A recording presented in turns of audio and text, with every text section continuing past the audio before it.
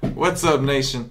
Welcome to the first edition of the Wise Take Primetime Slate first build. We are going to be addressing, we're going to be covering the Sunday through Monday Primetime Slate for you guys and go through a couple lineup builds just to kind of get your build started, get you thinking about some stuff. Again, at Sunday night, Monday night, we're talking about Philly at Seattle and Pittsburgh at Cincinnati. I am CK013. You can find me on Twitter at CK_013. The gentleman below me, that is KamG333. You can find him on Twitter at KamGDFS. You can also find Cam's NFL FanDuel GPP articles over at wisetech.com if you have a subscription. Cam, how you doing, bro? This will be interesting. The first edition of the primetime slate. So I usually watch a full slate of games. I got the 1 o'clocks, the 4 o'clocks, and then depending on how my day goes, then I usually throw a couple bit in the primetime slate. So this will be fun. Yeah, well, you know, and what Cam means by depending on how my day goes, basically, if he's doing well, he'll throw in a couple lineups. If he's doing bad, he's going to throw in 20. He's like, let's go get it. It's like, no, I am not ending NFL Sunday with a loss. It's not happening. There's got to be a chance tomorrow. Yeah. But no, I'm just kidding. But yeah, man, you know, there's we don't really have to. There's not so much coverage out there for these short slates, and I'm not a big fan of 2-game slates, but we got to provide some kind of coverage, man. We got the guys, we got a bunch of football guys, and we got the time. So let's go ahead and let's do this. So currently, it's very early. You know, I don't think anybody's really talking or thinking about a Sunday, Monday primetime slate for Week 13 right now. It's 10:44 on the East Coast on Thursday. So everybody's watching football right now and potentially basketball, but not me and Cam. No, we are working for the nation. We're like the two nerds that decided to study instead of go to the party. And so we're gonna go through a FanDuel build with you guys. And again, it's not a full lineup. It's not what this is about. It's just to kind of get you started, get you thinking about some plays, get you thinking about some salaries, things like that. We're gonna do one on FanDuel first, do one on DraftKings. So hopefully it'll be in and out of here just real quick. Cam, you ready to get started? Yeah, for sure. All right. Well, before we actually start, why don't you tell me how your approach changes on a 2-game slate? Yeah, so on a 2-game slate, usually I'll try and go mostly raw points. So what I mean by that is I'm going to want to pick the players that I think have the best chance to score the amount of the highest amount of points, regardless of ownership. I don't really pay too much attention to that because on a short slate, when you're given 4 teams to pick from, usually you're not going to have a big player pool. So I just want to pick the best plays that I think are available. I'm not going to try and get all too cute. And then if we're playing in a big tournament, like one of those donkeys that we talk about in NBA, then I'll probably mix it up a little bit with a little flyer here or there. But for the most part, if I'm playing in like a 100-man tournament, I won't go too off the wall. Maybe lower off the wall wide receiver or running back, but that's usually about it. Just go for raw points for me. Yeah, you know, it's interesting because I've heard some people tell me that they prefer some very smart people tell me that they prefer short slates because they don't have to worry about fading the chalk as much. Yeah, like, you know, because like even if the guy busts, there's still a chance he's the highest scoring guy on the small slate. So I've heard that. Like, obviously, you have to pick and choose. You can't just play all the chalk. You got to pick which chalk you want to fade. But like you're expected to play some. Like so you know that's an interesting approach. I like to have options. For me, like I don't like too many options. I don't like huge slates, but I like to have options. But I do play these, man. I play them and you know. Right now I'm only playing DraftKings. So Cam, I'm going to be bouncing some ideas off you and kind of let you take the charge for FanDuel, and then and I'll talk a little bit more on DraftKings with you helping me out there. Okay. Okay. Yeah. Start us off, bro. We got Philly at Seattle, Pittsburgh at Cincinnati. Let's start off with the quarterbacks. What do you think? Okay. Yeah. So right now, as we're looking at this on Thursday night here, at 9:45. And it's Central Time. It's looking like the highest scoring game Vegas is implying is going to be the Eagles and Seattle. It opened at 48 and it dropped down 0.5 points so far, so not huge movement there. And then the Steelers Steelers-Bengals game is a 43.5 implied total, and that hasn't moved at all. But the Bengals implied total is actually moved up 0.8, and same with the Eagles. So we have the Seahawks moving down and the Steelers moving up, or the Steelers moving down as well. So I look at that a little bit. I'll take that into consideration on a short slate. I use this thing where I can see the percentages of the public betting as well, so I can kind of see where I relate the public betting to the DFS ownership as well. So it looks like a lot of the public betting is going to be on the Eagles and going to be on the Steelers, and obviously Russell Wilson and guys like that will have ownership. So I just kind of look at that right away. Now looking at quarterbacks, I would say this is pretty easy for me. There's two options. You can either go Russell Wilson or you can go Carson Wentz. I'm not going to be going Ben Roethlisberger or Andy Dalton. I know Pittsburgh's defense against my Green Bay Packers last week on Monday night did not look very well, or look very good, but I still think they're a pretty good defense. And in a divisional matchup on the road in Cincinnati, I don't want to touch Ben. And then likewise for Andy Dalton, I think this Bengals-Pittsburgh game as a whole is going to be kind of a down game. It's going to be a tough, rough, pounded-out game, so I'm not going to be touching that for upside. So I want to go Russell Wilson or Carson Wentz for this sake. I think the highest raw scoring point guy would probably be Russell Wilson because he can do it through the ground and through the air. He's kind of their whole team. They don't have a run game at all, so I'd plug in Russell Wilson at 8.2K. Yeah, I definitely agree for that exact reason. I think that Wentz just has more weapons available, including running backs. They have like 3 different running backs who are viable, while Seattle has literally none. And the only time their running back is useful is when he's throwing it to him. So I like that call, Russell Wilson. He's the highest priced guy. If the betting public is liking Philadelphia, I'm sure that it's right now Carson Wentz is kind of a trendy play, and he's good. Not taking anything away from him, but I do agree. I think that right now, if you're telling me, if you're asking me about raw points for a $200 difference on FanDuel, it's Russ for me too. Yeah, another thing I like too with Russ, just from a Vegas perspective, is they're at a plus 3.5 total, which is kind of in the range that I like to target quarterbacks because that usually means they're going to be in the game, but he'll also have an increased chance of throwing more attempts. So I like that a lot. It's kind of in my sweet spot. So this is kind of like a perfect play for me right now, Russell Wilson. All right, let's talk about some running backs. We got the obvious choice, Lev Bell. I would imagine Joe Mixon is the flavor of the week after what he did last week. And then, of course, we have guys like Jay Ajayi, LeGarrette Blount, that whole carousel.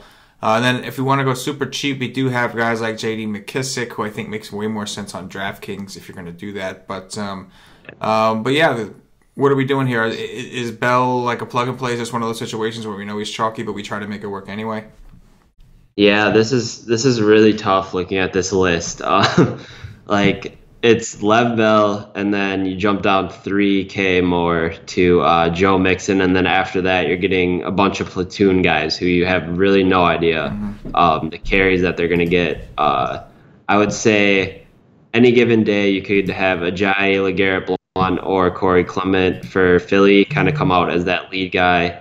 And then Seattle, we have no idea if any of those guys are even going to get carries at all. So honestly, I would probably not touch a Seattle or Philly back. If I had to touch a Philly back, in this case scenario, it would probably be Corey Clement. He works more out of the pass game, and he's a former Badger, so obviously I'm going to be using him. You are such a homer. You were just a homer everything. I got to watch with you, man. You are such a homer. No, but seriously though, I would probably play Clement just because he's cheaper, and I think Seattle's like stops the run, and Ajayi and Blunt are more of like the running backs, like the guys who get the carries, and then Clement's more of the receiving back. So he'd be my favorite, but honestly, if we're just playing it cool, like I'd be fine with stacking the Pittsburgh Cincy running backs and Lev Bell and Joe Mixon here. See, my issue, I think you play Bell. You just don't take the chance. There's no need to because none of these other running backs are too much of a threat to kill, to outpace him like too much. I think, though, as far as the running back, I think Ajayi and Blunt is where I'm going. I think Mixon is going to be a guy people are just going to play him, and I don't think Cincinnati's all that good. I mean, like, think about how many attempts he got. This is going to be a ground amount paint game, and I think that, I don't think it's going to be. You got 20. The volume's been there. Don't get me wrong, but you can see that if he didn't get that touchdown, you would have been, it wouldn't have been great. You know what I mean? Like that touchdown put him in. He had 20 touches against Denver, only got 49 yards. I think that's kind of what I'm expecting. Like you said, I do think. I mean, we saw what your boy did on the Packers to the Steelers. So like, I think that was just kind of a bad day. That's what I'd like to think. I agree. But like for me, I think I'd rather take my chance on a guy like Ajayi just because he's got the upside. Like he's got explosive upside. Like you're right, it's definitely a carousel. But on a short slate where we're looking for raw points, like I think if Ajayi could, all he really needs is that one big play, and then you're fine, you're covered. So I think that's just what I'm thinking in tournaments. But he's very similarly priced to Mixon. So why don't we go with Mixon for this build? Because I do think Mixon is a volume play. He's going to get a ton of volume. He's the most guaranteed besides Ajayi. So like maybe Ajayi is more of a deeper tournament play. But I think you're onto something with Mixon as far as volume. Because when I pulled up his game logs and I saw how many times he's touching the ball, there's a thing there. Like 20 touches is 20 touches. So it's like I think let's go with Mixon here. He's going to be the chalk, but maybe we're differentiating already with Russell Wilson over Wentz, though, but potentially. Let's see. So now this is where you'll probably differentiate your lineup more. Looking at our build right now, Russell Wilson, Lev Bell, Joe Mixon. I'm sure a lot of people will probably have that. I don't think we're going to be able to pay up for Antonio Brown. I believe Cincinnati has shut him down throughout his career. They played once this year, and he went for 10 for 4 receptions, 65 yards and a touchdown, so 14 FanDuel points. He's been going off lately, though. Like he's been on fire. I think Cincinnati brackets him, and they really put an emphasis on not letting him beat them. So I think I'm fine with the fade there. Hopefully his ownership's a little inflated because of his past 2 games. And we'll take our chances there. Obviously, Antonio Brown's always in play. But on a slate like this, you can't just play 4 9K guys. So I'm going to have to drop it down. Once again, AJ Green is 7.9K going up against Pittsburgh. I think these two teams do the same kind of thing. I think this game's going to be an ugly divisional matchup. I want more of the upside in the Philly-Seattle game, so I'm fine with passing on AJ Green as well. We only have a certain amount of money to spend. If we have it left over, I could see us going back and maybe considering some of those guys at the top. But now we're left with guys like Doug Baldwin, Alshon Jeffrey, Nelson Aguilar, Paul Richardson, Lockett from this game. Alshon Jeffrey, if you pull up his game logs, he scored 5 times in the last 4 weeks. Him and Carson Wentz have been playing really well together. He's going up against a broken down Seattle secondary. He's going to have a height advantage on every one of those guys. So first look, I really like Alshon. I think he's a good option. Now, this is where you can decide who you want to pair Russell Wilson with. The obvious chalky guy is going to be Doug Baldwin. Well, one thing we should touch on first is I think Jimmy Graham, as of today, Thursday, Jimmy Graham did not practice. So he's a question mark. So we should do an if-then, if he plays and if he doesn't, because there is obviously a difference there. So go ahead. Oh, 100%, yeah. So, I mean, if Jimmy Graham doesn't play, that's a huge boost for Doug Baldwin. Jimmy Graham's been getting a bunch of targets, and he's just like a red zone monster. So if you take away Jimmy Graham, that's going to open up a touchdown or 2 for some of those wide receivers, I think. So if Doug Baldwin or if Jimmy Graham doesn't play, I would play Doug Baldwin. Now, if Jimmy Graham does play, I think I'm gonna go get away from Doug Baldwin because I think the chalkier build is more Russell Wilson paired with Doug Baldwin. I've seen that all year, and Doug Baldwin just hasn't been cutting it the last like 3-ish weeks. He's had really good matchups against Arizona and San Francisco and hasn't really taken advantage of it. Now he is at home against Philly, but we got to draw the line somewhere on these short slates. And I mentioned on our podcast yesterday, Paul Richardson's kind of a guy who jumps off the chart at me this week in my research, and I don't really know why. I can tell you why, because he's been getting the targets. Baldwin's gotten like 6 targets or less in his last 3 games. Meanwhile, this guy, Paul Richardson, has gotten 8 targets against Atlanta, 7 targets against San Francisco. Yep, and I'm a guy who values a lot of recent market share numbers. So when I'm going through it, he's had the air yard market share and the target market share. So I would probably go with a guy like Paul Richardson on a shorter slate. I don't think a lot of people are going to go there. Now, honestly, how I would approach this is I would leave this third wide receiver slot open, and then I would go down and make the rest of my roster. Do you have anything to say about wide receivers? No. I think we can come back about that last one. Like, most of these guys you're not interested in. It's a matter of picking an area down the field. So we don't need to, spend too much time talking about guys that we're not interested in. That's why I just want to leave it open and see what we got to work with after. Yeah, so let's move over to defense so we can see what we're working with, because we don't want to ignore defense. Obviously, Patty or Joe preaches that all the time. I'm assuming we're going to want somebody from this Bengals-Steelers game. We have both Mixon and Bell, so we have the correlation right now to play either one. Cincinnati is super cheap, and so it's interesting because people are going to want to play Bell and Brown, especially after what they just did in their last game. And then you have the Bengals at 4-2, so it's almost like an oxymoron, right? Like they make it so the only defense you can afford if you play Bell and Brown is the Bengals defense on the other side. So what are we doing here? What are your thoughts for defense?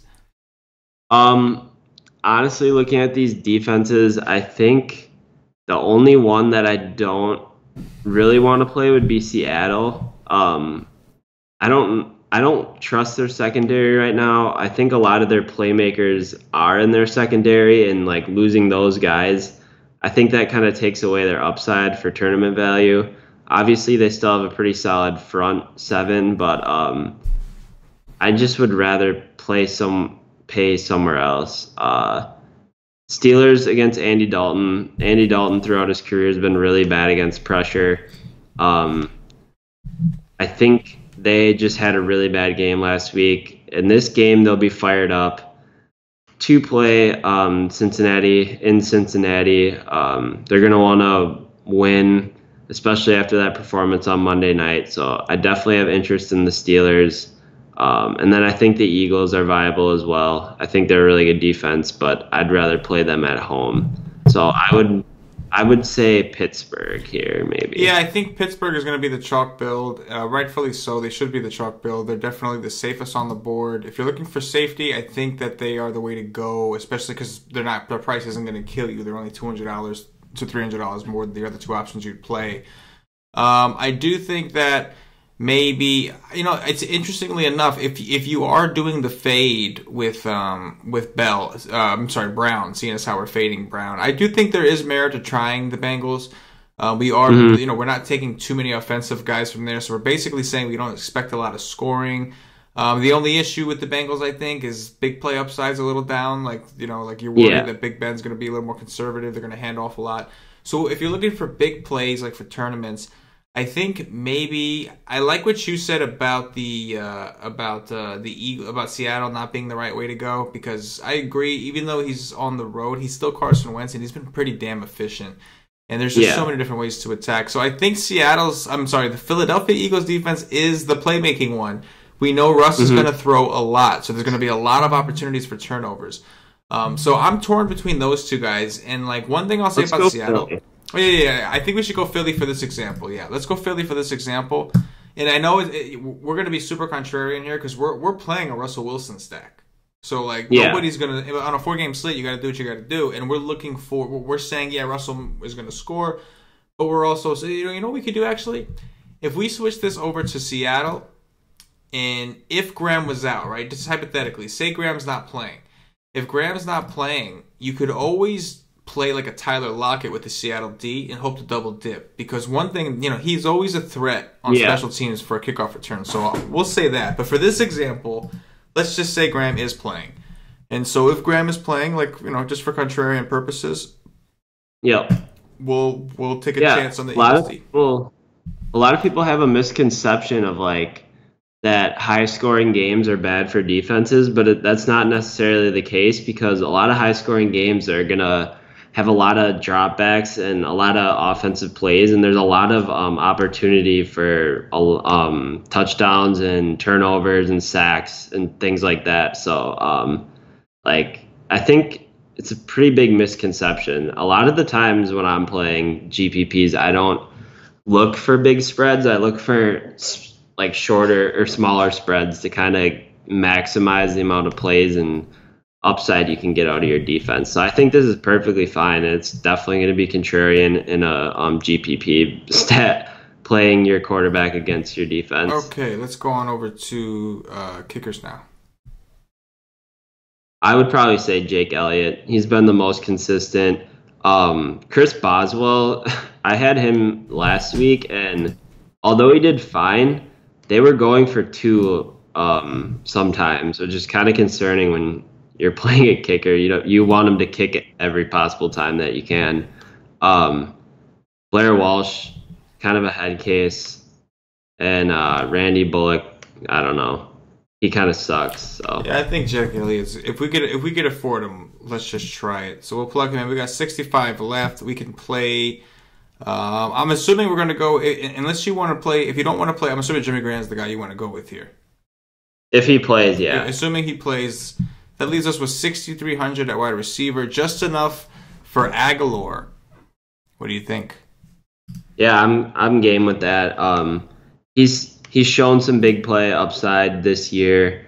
He got a red zone target, which led to a touchdown last week. And if this game shoots out, I could definitely see Aguilar and Jeffrey paying off. Well, there you go. First look build, not bad. We ended up using all the salary. So there you go. First look build, Russell Wilson, Bell, Mixon, Alshon Jeffrey, Richardson, Aguilar, Graham, Elliott, and the Eagles defense. I like it. Again, guys, this is not a lineup that we're necessarily going to use or anything like that. This is just a first walkthrough build. Things could change. You could even... we talked about Ajayi or some of the playmakers if you didn't want to play Mixon. We talked about different defenses you could use, potentially using Lockett. There's a scenario where Jimmy Graham's not available. Whatever the case is. So this is just a first walkthrough, just to kind of give you a little bit of information from myself and Cam. We're going to flip it over to DraftKings. We're going to run through this one real quick, Cam, because we already talked about a lot of these plays. So DraftKings, obviously, volume is a little different.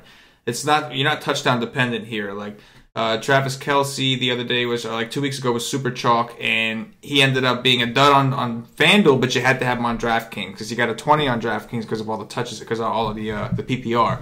Running backs, I think, are a little bit different in this scenario. You can start looking at guys that you wouldn't consider at all on FanDuel. So let's start off with the quarterback. An interesting, Cam, on DraftKings, Russell Wilson is $100 cheaper than Wentz. I'm with you, though. I think we stick with Russell Wilson. Are you with me there? Yeah, I'm definitely with you there. I think it's just another interesting point to touch on, like the disparity between the higher dollar quarterbacks and lower dollar quarterbacks on DraftKings compared to FanDuel. Like Dalton's a whole $2K cheaper when on FanDuel. It's like $600, so it's kind of funny. No, yeah, I'm with you, Russell Wilson. Yeah, the price disparities are huge. They just tempt you to play like Dalton. Yeah, no, yeah, absolutely. And so this is we're gonna stick with Bell here, Cam. We're gonna stick with Bell. It's PPR, so he's even better on DraftKings, where he's gonna get some work at the pass game. Here's what I want to do, though. I think I want to go McKissick as the running back, as like a super punt. And if we can afford it in the flex spot later, we can look. We talked about McKissick, how on FanDuel it's not worth the risk. On DraftKings, he is worth the risk. As you can see, he's the guy that gets the pass work. He got 6 targets against Atlanta. in Week 11. He got 7 targets against San Francisco in Week 7. And as you can see, he's close to hitting 10. And at 3.9, it doesn't take much from the salary. So for salary relief on DraftKings, like you said, Cam, the salaries are a lot more strict usually. I think we're going to plug in McKissick here and pair him with Russell Wilson. And I still think we can still go with that Baldwin fade that you were talking about on FanDuel, because the targets just haven't been there. And I think that we're differentiating. We don't have to take multiple guys because we can play McKissick here. We have exposure. We know there's a good chance if McKissick gets a touchdown, Russell Wilson threw it to him because that's where they use him. Mm-hmm. So like I said, because of the PPR, because you're getting a full point per reception, on DraftKings, you could do this. On FanDuel, we would not recommend a running back like McKissick, who's mainly a passing down guy. I'm with you on the Alshon on call, man. He's only $6,500 on DraftKings. Considering what he's done lately, I think that's a phenomenal price. I also really like your Richardson call. I think he's the guy that we go with. Now, on DraftKings, we can do a full onslaught because of the McKissick and all that stuff, like in the PPR. You can do a full onslaught. On FanDuel, sometimes playing more than like 2 players, like a quarterback and 2 receivers, is scary, right, Cam? On FanDuel, sometimes it's a little like, whoa. On DraftKings, it makes a ton of sense because you're getting the PPR. So as long as if we think Russ is going to throw a ton, then I think it does make sense to go ahead and take like Jimmy Graham, Richardson, and McKissick, and just say, well, I know this guy's going to throw, so I'm just every time he throws, I want to get some points, and I think I can narrow down who he's throwing it to. So we're going to plug in. This is what we got, Cam: Russell Wilson, Le'Veon Bell, McKissick, Alshon Jeffrey, Paul Richardson, and Jimmy Graham. We talked about our defenses. The pricing here is a little different once again. The Steelers and Eagles very close up top, and then, of course, the Seahawks and Bengals on the bottom. Again, it's a situation where if we wanted to do a full onslaught, we could. I don't know if on DraftKings, if I would feel comfortable playing the Eagles when I have so many guys now, because now it's not just 2, we have 3 guys here. So that could make me a little worrisome. They're 2,900. The Seattle defense on the other side, they're 2,900. We just don't know if there's any playmakers over there, right? Yeah. So I think here we choose between the Steelers and the Eagles because they're only $100 different. I think we can go ahead and go with the Steelers and play off the Lev Bell train here, right? I was going to say, Steelers, especially now that we don't have Mixon either. Yes, 100%. I like that call without Mixon, at least for now. We'll see if he makes it back in. Okay, so we got about 48.50, Cam, and we have to, per position, and we have to fill a wide receiver and a flex. Is there who do you think would fit our? But we went with Aguilar in the previous example. We could go with him. We can go with a guy like Schuster. Maybe we can go with Brandon. I'm sorry, the wrong name. We can go with like a Brandon LaFell. Because again, I was just gonna say Brandon LaFell is interesting on DraftKings because he actually is right up there in market share targets with AJ Green. So he's sneaky and he's 3.5K. And his matchup is way better than Brown's, right?